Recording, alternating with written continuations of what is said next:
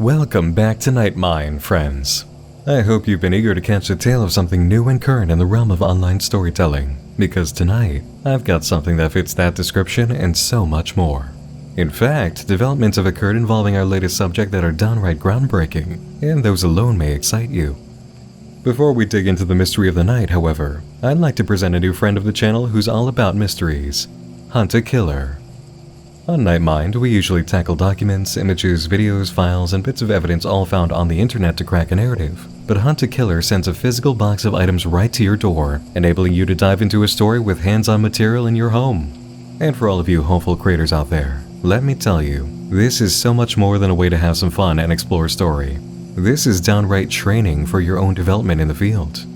Hunt a Killer sent me the latest box in their ongoing mystery, Curtain Call, an investigation that connects the past and present through the office of Julia Adler, owner of the Cadence Theater. After Julia discovers the body of a missing actress from the 30s in the theater's attic, a cold case once considered a disappearance is now classified as a murder, and finding the facts of the homicide won't just bring closure to the victim and her family. It'll help Julia hold on to the theater while a hostile board of directors conspire to sell the building out from under her. When I opened my package, I didn't just receive documents. I was given physical, collectible items. Not one, but 2 enamel pins, and a handkerchief that's part of the evidence. I also didn't need to stick with just the material in the box either. Julia Adler has an online portal for you to examine everything involved in the case, including the evidence from prior episodes. If you want to tackle this right from your desktop, the way I myself do, and examine your physical items on the side, you can do so. Hunt a Killer isn't just about solving a murder either. This game tells an immersive tale involving the backstories for each of the suspects and their complicated relationships to the victim, giving great insight and inspiration to those of you looking to weave your own webs for our neck of the woods online. Part of Hunt a Killer's proceeds also go to the Cold Case Foundation, an organization dedicated to helping solve real cold cases. So while you tackle your own investigations, you're helping actual forces bring justice to people still looking for the truth. Right now, you can go to huntakiller.com/nightmind and use the code NIGHTMIND for 20% off your first box. Again, make sure to use the code NIGHTMIND for a 20% discount. Get your own investigation skills underway and stimulate your darker creative senses with Hunt a Killer, just in time for the turning over of summer to our absolute favorite season. Big thanks to Hunt a Killer for sponsoring this video, especially because we're embarking on a cold case ourselves tonight. And it might just be one you already know, considering how many of you sent requests to me for coverage. Or maybe you've already seen fellow horror and dark media enthusiast Reignbot introduce you to it with her excellent video, which I highly recommend by the way, as well as her channel overall. Paranormal Paranoids. Does the name ring a bell? That's the question that kicked off the story we'll be looking at tonight, proposed by someone named Jess on Twitter, whose query roped them into territory well beyond their expectations.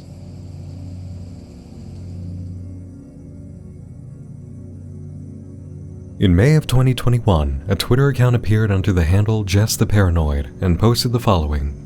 Starting a new thread for this, but I created this account to ask the internet if anyone remembers the amateur ghost hunting group Paranormal Paranoids that were on YouTube around 2005 to 2008-ish. My friends don't even remember them, so, thread. They completely disappeared one day like they never existed, and that drove 12-year-old me crazy since I was literally obsessed with them. I eventually forgot about them until my mom and dad showed up with this box of old stuff from my childhood room since they're moving. So I booted up my old laptop wanting to see what was on there, and I found this old picture of the group. It brought back all the memories. That was when I was a total loner and only watched X-Files and weird stuff like Paranormal Paranoids on YouTube. The group was made up of Riley, Peter, Laura, and David. They just go on adventures to the creepiest places in Ohio, and since I'm also from the Midwest, I felt like I was on the adventure with them. Riley, the blonde one, was basically my idol since she was sort of the leader. I also found the screenshot I took, and there must be more in my computer that I'll find. This was from one of their episodes. If you look closely, there seems to be a ghost in the corner. I am more of a skeptic about ghosts now, but I remember seeing this and being super scared. I watched every single episode and vlog they made. The group just seemed to disappear out of the blue though. They didn't leave a goodbye video or post on their blog, and other fans would ask in the comments where they went, but we got no response. It was super weird. I remember being so obsessed I became an online sleuth. I took screenshots of episodes and other stuff to put the pieces together, but since I was like 12, I couldn't just drive to Ohio. I eventually stopped and moved on since I ran out of options and couldn't find answers. Finding this computer brought it all back to me. Now that I'm older, I'm hoping I can find some answers. If anyone has any leads, I'd love to swap notes. This is a fun little side thing for me, but it will definitely soothe my tween curiosity, so DM me if you got anything. Now, whenever somebody casts their net on the internet on a fresh account, it usually does take a while to catch anything, let alone any attention. Jess herself seems to be her own first supplier of information through this tweet. So continuing to look through my old computer, and I found this screenshot I took of a Yahoo Answers question from probably 2009 about where the paranormal paranoids went. Anyone know what Shelby Oaks is? Google tells me that it's either a golf course, an elementary school, or an apartment complex. Maybe it's the elementary school? I remember them doing a ghost hunt at another elementary school before. Once this question is out in the open, Jess seems to get a hit through another new Twitter account, NO1R Up Plus. This could be noir mixed with a few characters. It could also be information that becomes useful much later, but for the moment, their replies are helpful. On May 22nd, Noir told Jess, "I remember them." Jess asks if they were a fan, to which they respond, "You could say that." What occurs from here is a mysterious back and forth through May and June between Jess and Noir. Jess uploading old episodes of Paranormal Paranoids that she downloaded and had burned to discs when she was young. Noir coming out of nowhere with vlogs and videos Jess doesn't even remember the group posting. Meanwhile, Noir taunts Jess and her followers with cryptic messages and concerning comments. "I'm also a fan of Riley. She has really nice hair." In response to Jess mentioning how Riley's sister Mia might know what happened to the group, Noir says, "She'll know what happened, as if it's a promise." Noir sends Jess screenshots of her own attempts online to find the group, more videos that look like personal recordings of Riley's, a photo of one of her drawings, and what looks like security camera footage of the group at a gas station, which is the hardest contribution to explain away. Noir even seems to start taunting Jess's efforts offline, posting missing posters in the wild. Whoever this is, they were much closer to the group than a fan, and their efforts to intimidate Jess while showing their proximity to the case is clear. The videos that come from Jess and Noir are all uploaded to Jess's YouTube channel under the same name, JessTheParanoid. Altogether, it runs like a found footage collection, showing the adventures of the group while providing snippets of background info, which soon form a narrative. As always, I encourage watching the content on its original platform to get the most out of the experience you can while giving respect and earn views to the creator. I've put together a playlist in the video description so you can watch all the uploads in chronological order. As usual, once you're done, return to me here and we'll review the material.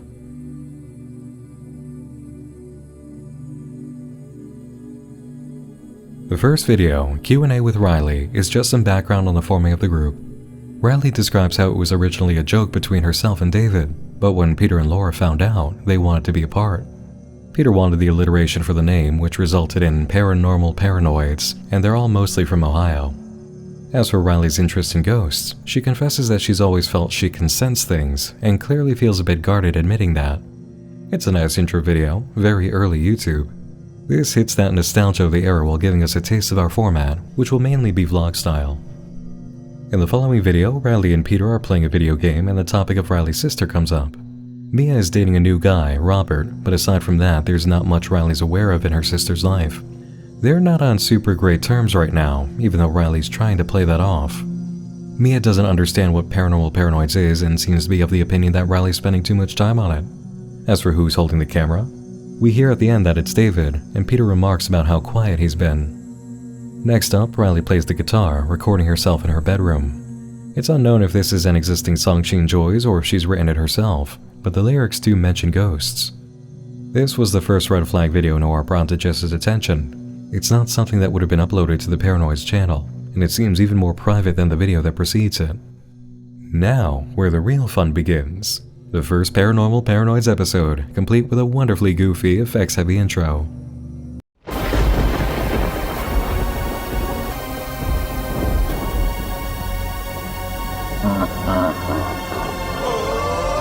The paranormal paranoids investigate the world beyond because there are some things we can't explain.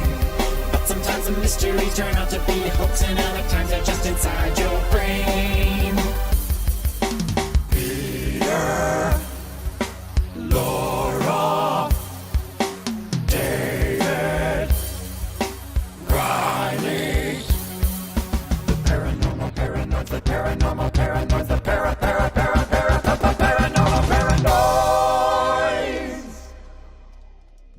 In this episode, the group is exploring an area of the woods outside a park, and it's very casual. Lots of B-roll, plenty of harsh wind sounds, and several minutes of the crew walking to their destination, with a scene of Peter losing his shoes to a mud pile.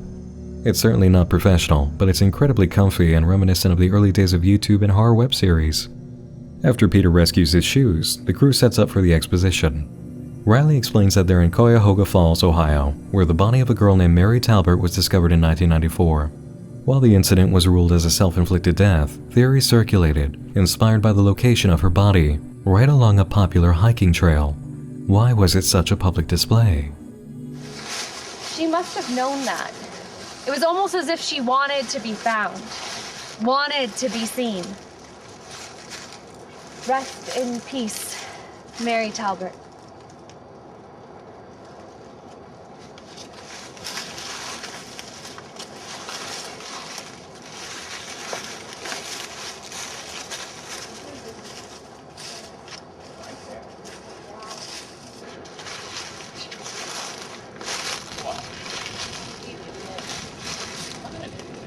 David, are you getting shots of the tree? Great, man. Get the fuck over here.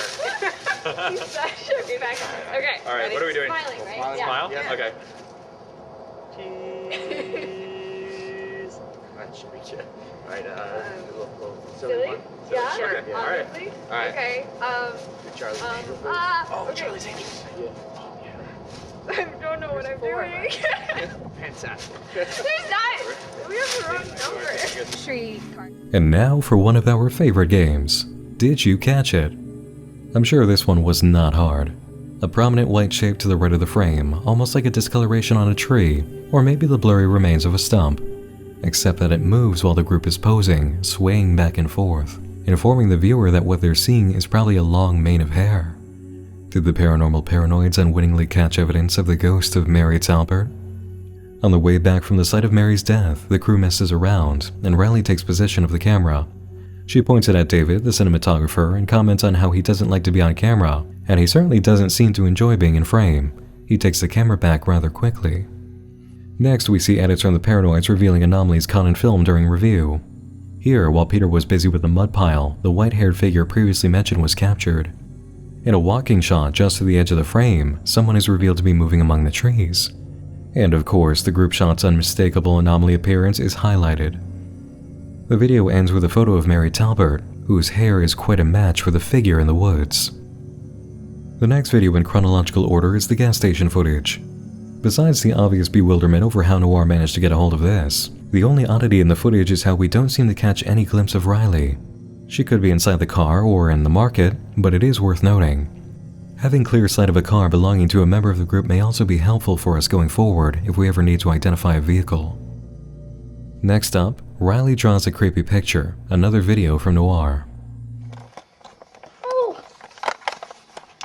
Hi. So this is what I've been working on. I don't know, it's she's someone I keep having a dream about, and I don't even know really why I'm sharing it, but I don't know. It was a weird dream. It was I felt like trapped. And I just haven't had a dream like that in a while, but I don't know, I think it helped putting her to paper.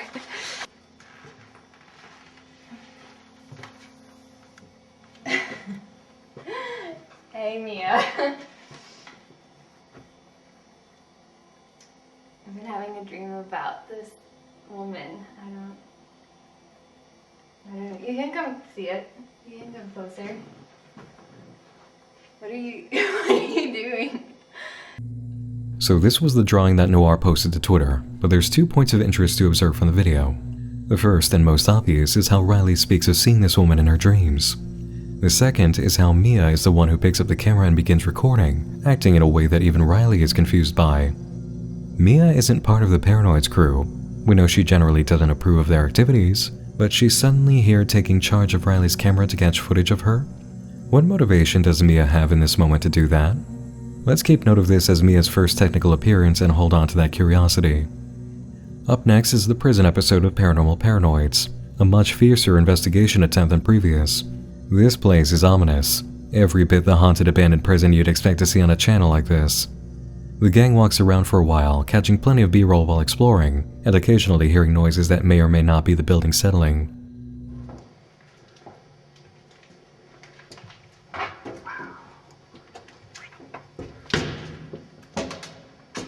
And the inmates that were brought here in the 1930s, they were maximum security, meaning they were the most violent offenders. According to one of the guards in the building, apparently the ghosts in this area really like Johnny Cash.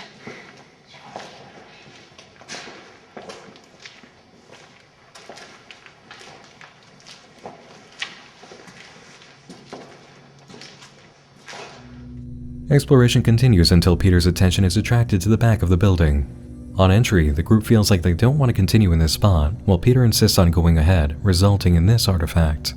What the hell is this? You don't know if that's stable. Yeah. Seems pretty stable to me.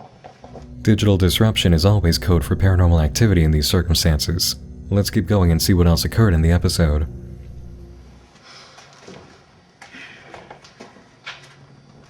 Jesus. What? Don't you feel that? No. You feel what? Cold. Holy shit. Fuck. Riley. What? What?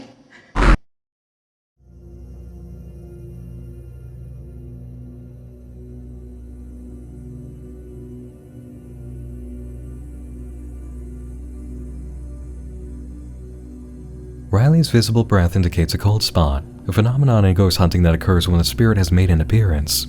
The idea is that manifestation creates an atmospheric change, so a drop in the temperature is a key indicator that you're in range of some activity. The digital disturbance immediately after compounds the evidence that the group finally encountered something. And if you think this dark, vaguely person-shaped spot behind Riley is more person-shaped than vague, then it might just be the reason the temperature shifted. The group moves on to another area of solitary confinement, where the darker parts of the building's history have taken place, and aside from finding a tangerine in one of the cells, nothing abnormal occurs. The final moment worth mentioning from this video happens early on, in a blink and you'll miss it sort of shot. This dirty window, where several people have drawn their names. In the very center of the right panel, we see the name Mia. A coincidence maybe, but worth keeping tabs on just in case. The next episode deals with a shed in the woods where multiple people came over time to end their lives, resulting in a total of 6 deaths. It's certainly a lacking episode, and the group themselves swear no disrespect by filming here, saying they've just come to document a place of legend in Talmadge, Ohio. The next episode is far more substantial, and Riley opens with due exposition.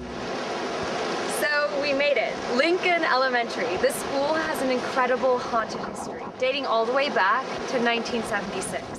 One Monday morning, the teachers arrived to find the hallways and classrooms filthy. They hadn't been cleaned over the weekend at all.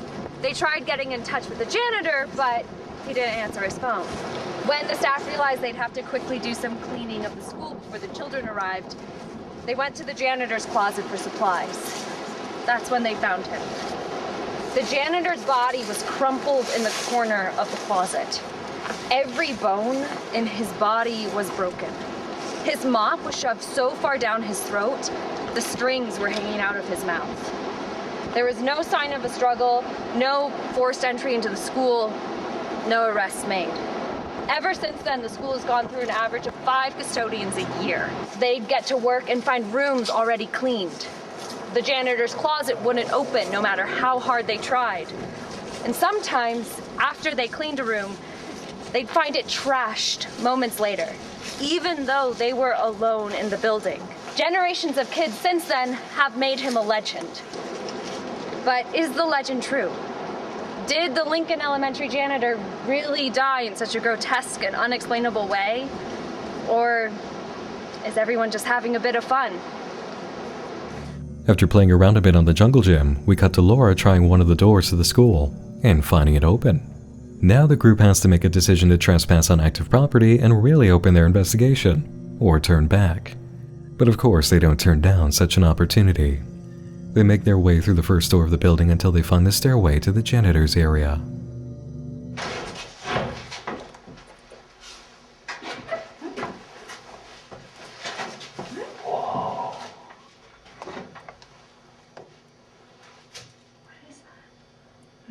I dare you to go inside it.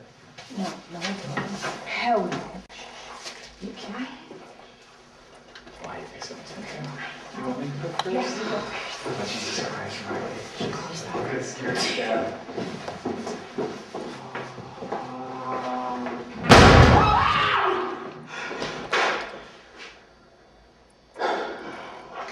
You just close that, right? Oh, shit. A bit of a scare, but easily explained. Still, as the crew presses on, Riley wears her emotions quite clearly on her face, and the others seem pretty hesitant themselves.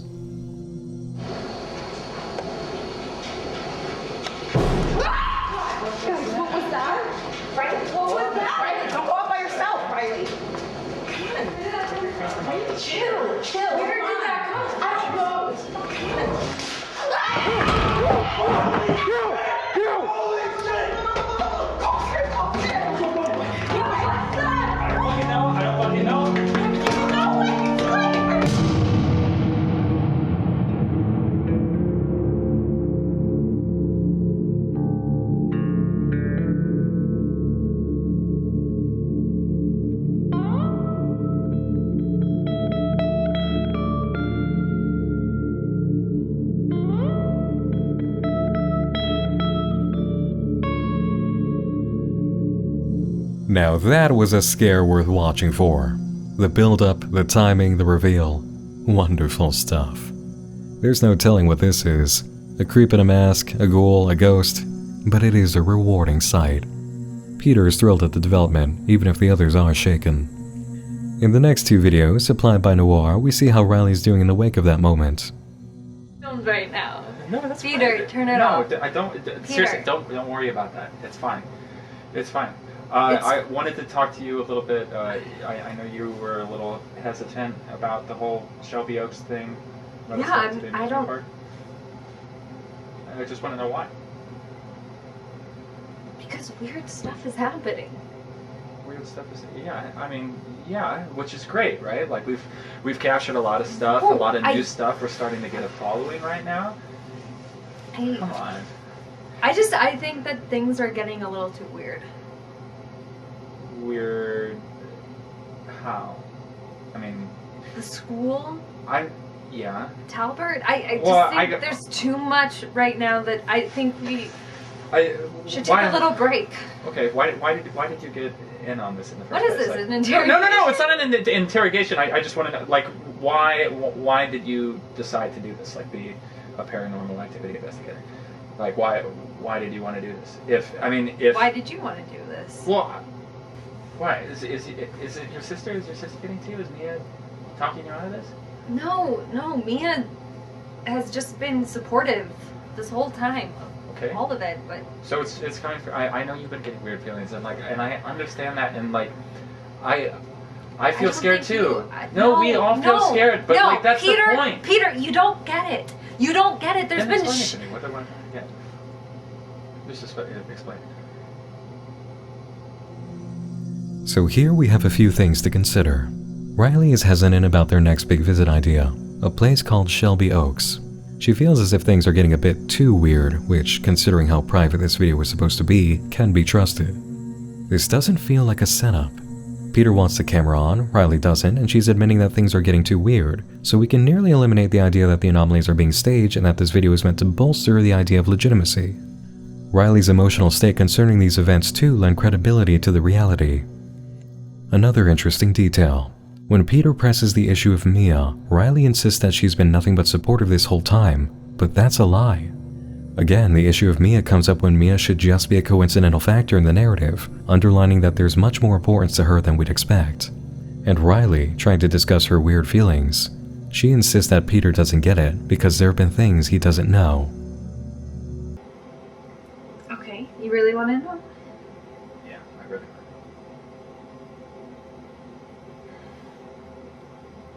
I don't know, just... Did I ever tell you about the night terrors I used to have? eyes I think lit a up. little bit. I don't know where. Know the It was extent. awful.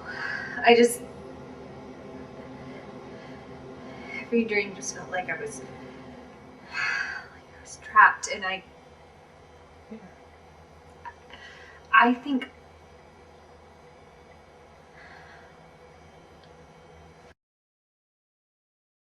I maybe feel things in a way other people don't. I think Okay. stuff might be attracted to me, and that's why we're capturing things. So I think I could hurt you guys if stuff keeps, Do you being. think you foresee these things? Like, do you see these? I mean, it sounds so silly. I No, don't. it's not silly. But then you have a gift. It- You're doing exactly what you're supposed to be doing. No, right? no, you're not listening. It could hurt us. It could really not be But good. It hasn't hurt us. Think about it. If it's true that these things are really attracted to you, then what are you going to do with it? Are you going to run away with it, or are you going to confront it? You got to confront your fears. You have to confront your fears. It's not fear of spiders, Peter. It's not like, oh, I'm scared of the dark. Let's put me in a dark room. This is like. Well, if things We are all, like if that these things janitor are really attracted to you, then why not catch it on camera? Why not show it to the world? Look at what we've captured. People think we're frauds because no one else has captured on camera the things that we've discovered. Like this is. We have something special going for us here. And if we just stop right now, if we just waste all we've done so far, then why are we here? What do you want? what's the grand finale? Like, what do you want more than what we've captured? I'm just saying I want a little break. What else are you going to do? I'm serious. What else are you going to do? You're going to take I a break don't and you're going know. to do what? Are you going to golf? You don't golf. Are you gonna golf? No, I mean, I don't even. I've never been golfing. I don't know how to We golf. could go putt putting. Putt putt's I'll go fun. putt putting with you. Okay. Yeah, that'd Yeah. be fun. So, That'd be fun. we could do But it. after Shelby Oaks. Come on. Come on. Again, Riley's dreams come into play, and I agree with what Riley suspects here. From what we've seen, assuming it is all paranormal and in different places unrelated to each other, that would make Riley a sort of signal booster or psychic magnet. She is the X factor in these events, making it possible to contact whatever is lying in wait. At the end of this video, Peter pushes on about Shelby Oaks. They can totally take a break after Shelby Oaks. We're not done looking at the material from this night though, since Noir gave us one more clip that, for some reason, is cut off from the main footage. For like a long time, like years, would have the same dream of see this man in my window and I just feel trapped in this room.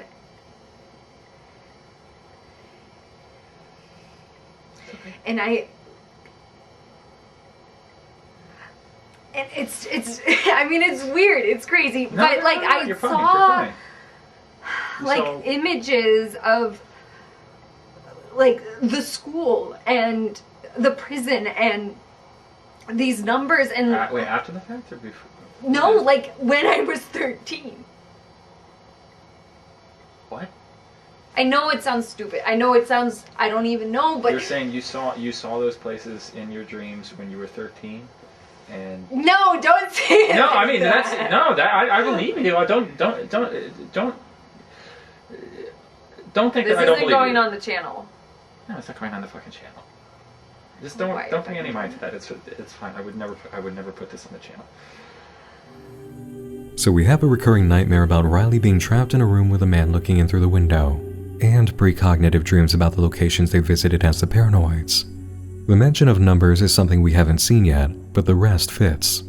We also have the private clip from earlier, in which Riley explains she keeps seeing this woman in her dreams. Riley is psychic. We've got enough evidence now to just write that on the board and accept it. She's not a trained psychic by any means, but she definitely has a history of paranormal sensitivity, and she's afraid of their next destination, Shelby Oaks. The following video, Riley's last message, was sent to Jess's email directly by Noir. She doesn't know how they found it, but they chose exactly the right video for maximum intimidation. I'm not safe here.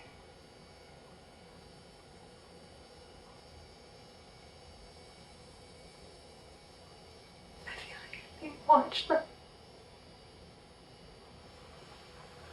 There's eyes on me.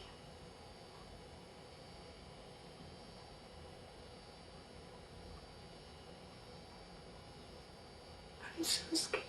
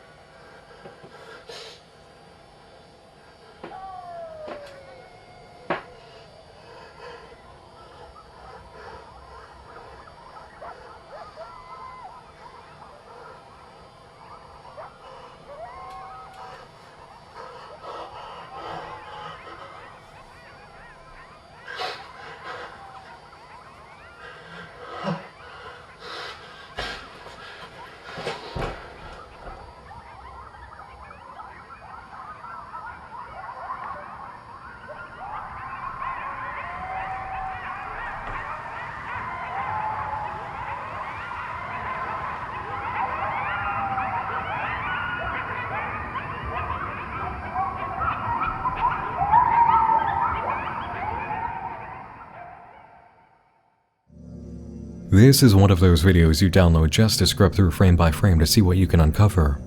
I'll note the clearest connection immediately.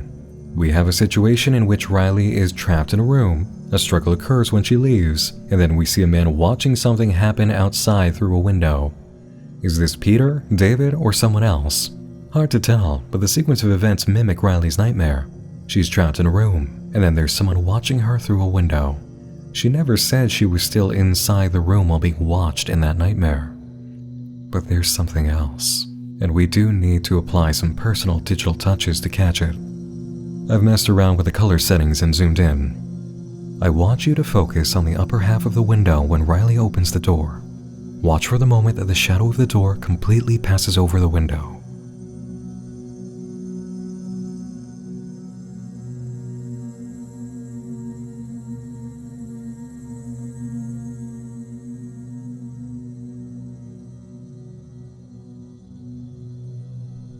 You saw it, right? Look for the discoloration and the black spots inside that discoloration. There's a big horned beast in the window, and it turns to follow Riley. It looks like some form of skull-faced wendigo, and you can make out most of the details when it turns its head. The open jaw, the eye sockets. At the beginning you can even spot the nostrils. And those horns are very hard to miss. If this isn't a creature, the best guess I can venture is that it's a human wearing a bull skull. That's the closest match to what we're seeing. When Riley goes downstairs and screams, it's mixed with another voice during a struggle. Can we hear what's being said if we turn it up? Maybe clean up some of the background hum?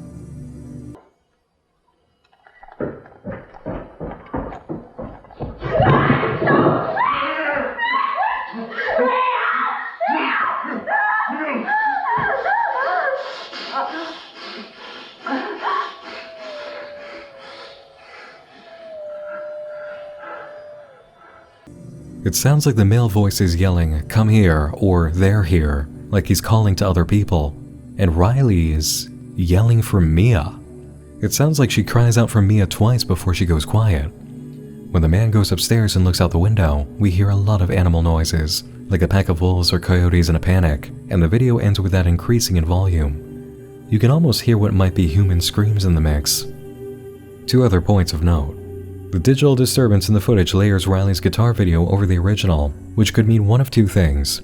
Either that footage was already on the camera, and we have a real bleed-through, or Noir's decided to include some special edits of their own to the footage, which can't be ruled out. We don't know who this person is or the angle they're playing, so we can't entirely trust what we're being sent. I've also picked up a digital artifact in the footage that's really odd. This could just be a little bit of corruption, but there's a small round blur on the video, right in the area of the door. You can catch it when Riley interacts with the door. See how there's a circle of blurring that runs over her arm and coat for some reason? It's almost like someone accidentally dropped a Gaussian blur effect on the footage and left the mask on in a small circle shape. I can't think of another reason for it being there, since nothing seems to need blurring in the spot. To call it a mistake, that would be careless, right? It's kind of hard not to notice you've got this random circular blur on your footage during export. Assuming it's not a mistake, I can think of only one reason for it.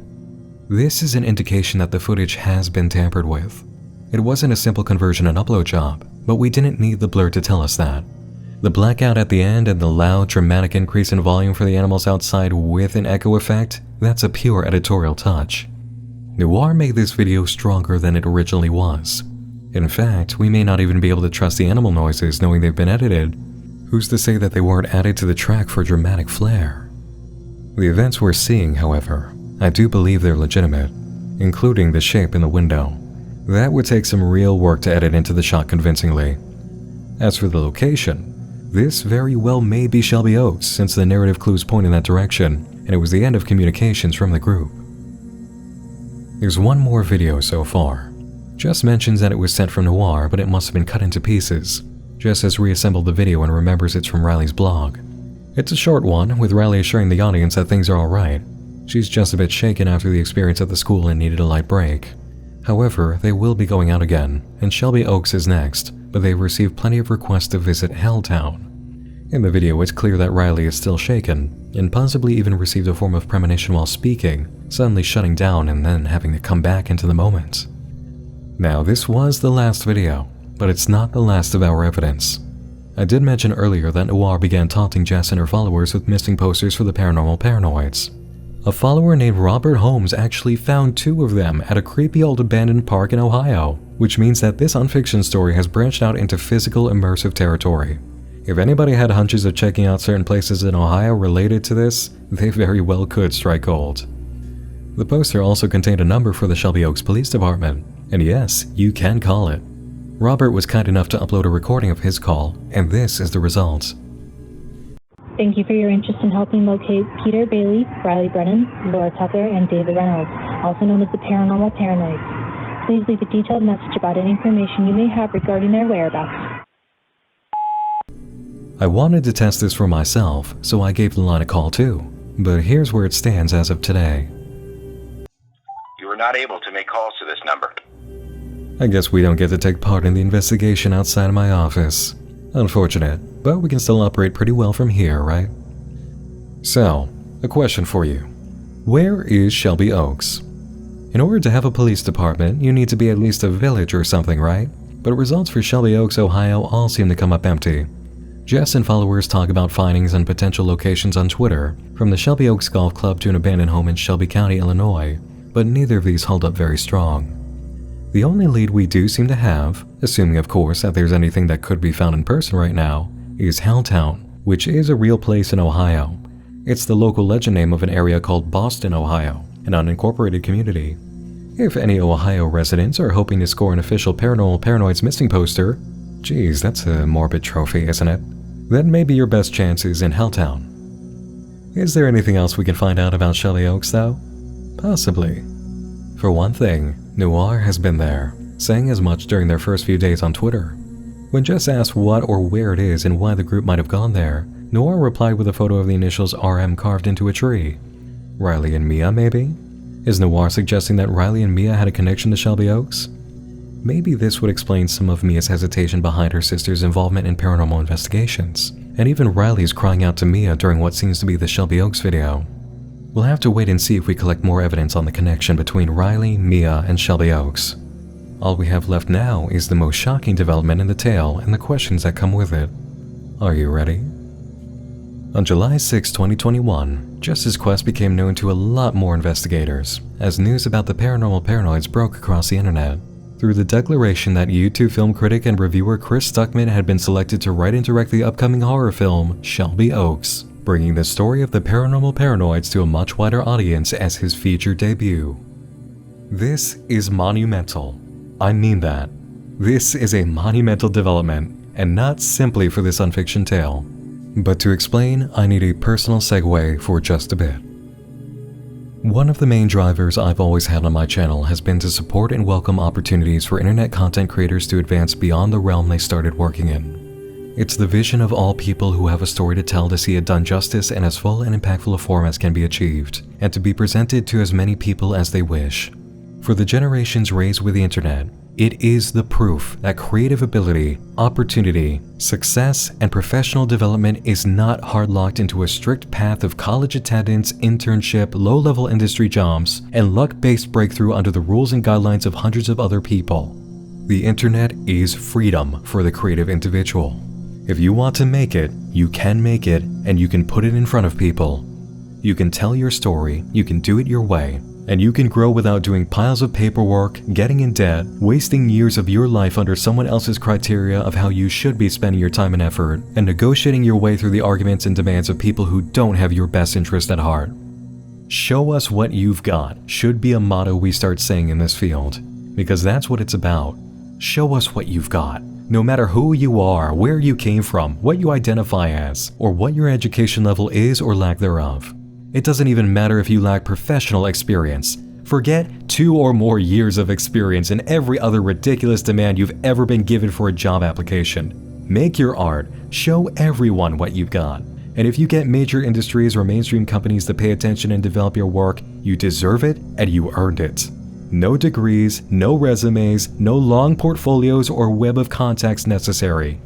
I push as much as I can in this field to help creators show the world what they've got, and to make it to whatever height they aspire to, whether it's online, on TV, on a AAA console, on a bookshelf, or as we'll soon see with Shelby Oaks, on a movie theater screen. And now we have this news.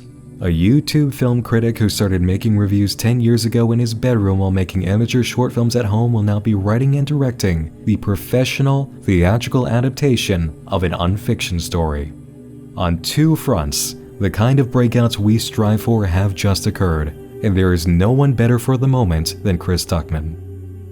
There are plenty of reasons I say that, and some of you I'm sure have watched or are currently watching Chris Stuckmann, so you're already aware of why he's a great fit. But an immediate feeling you may have while watching Paranormal Paranoids is that you're seeing a very Blair Witch Project inspired tale, and I wholeheartedly agree.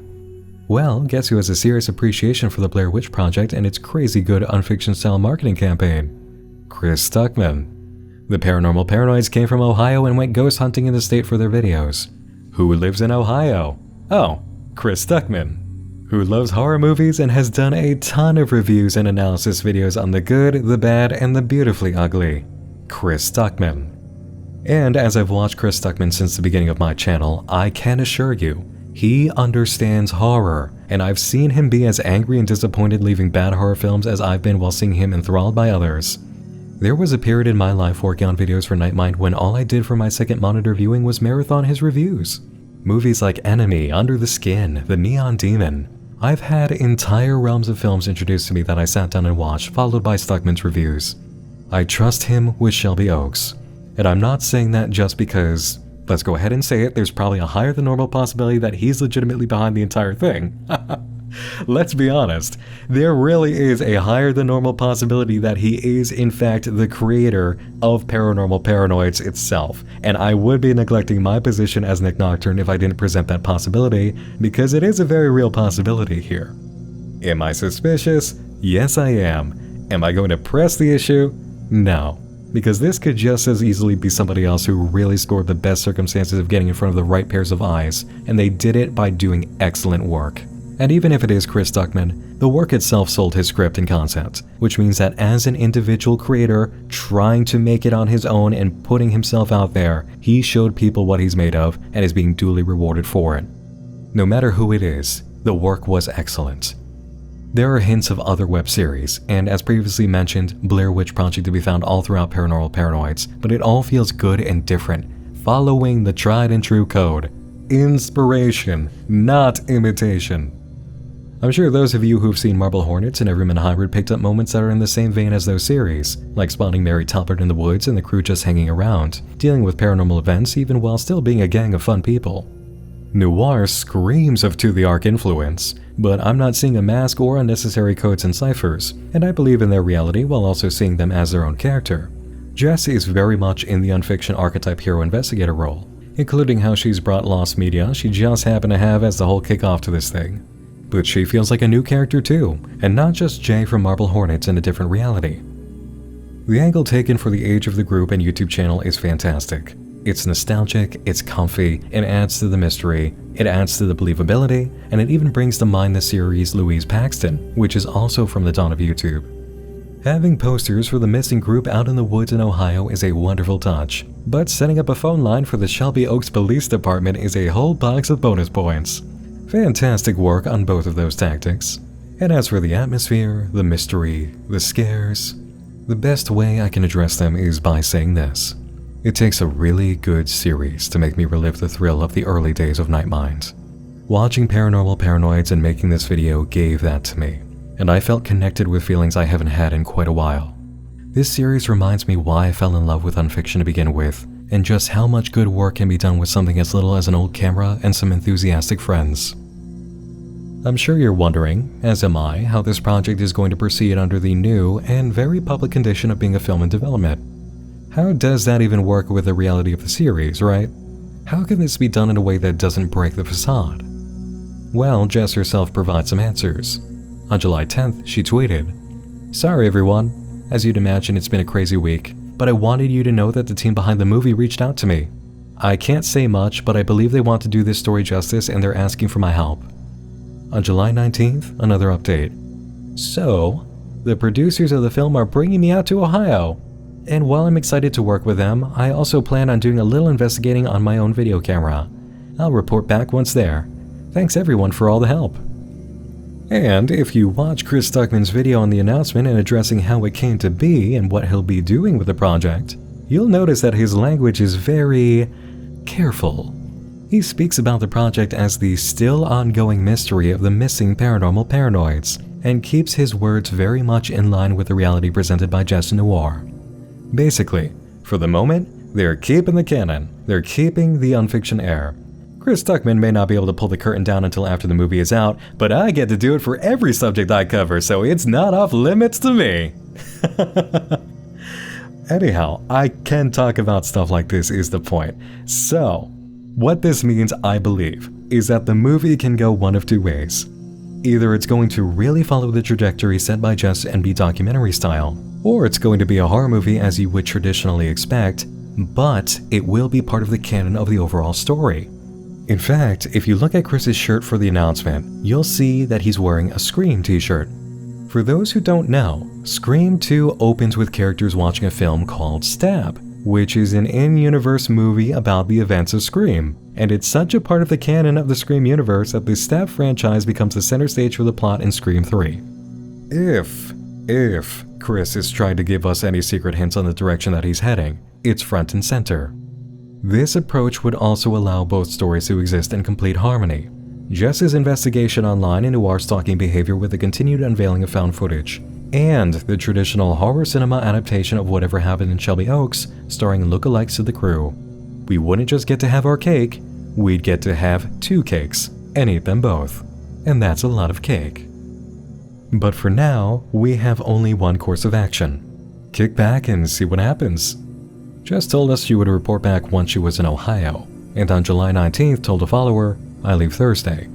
That would have been July 22nd. Jess should be in Ohio by now. She really should have said something already. Like anything at all, because it's been over a week since her supposed flight. I really don't want to think anything has happened to Jess, but this is unfiction. It's only proper to expect the unexpected and twists that are pretty painful. For now, just follow Jess on Twitter, subscribe to her YouTube channel. I'll have the links in the video description for you. Whatever happens, we'll catch it. That's all for tonight, everyone. The case of the Paranormal Paranoids is just beginning, and I'm excited to see where the journey takes us. Thanks to Hunt a Killer for sponsoring this video, thanks to all of you for watching, and major thanks to all my supporters on Patreon, who I know wouldn't stop looking for me if I vanished. You can see the names of all these creatures of the night at the end of this video, and you can join them for as low as $2 a month, which empowers the channel and the Nightmind Index for Unfiction, publishing trailheads and kickoff info for over 100 new and emerging projects. Thanks for joining me in the dark again this evening. Once more, I'm Nick Nocturne, and like that dream you can't truly ever escape, you'll be seeing me again real soon. Sleep tight.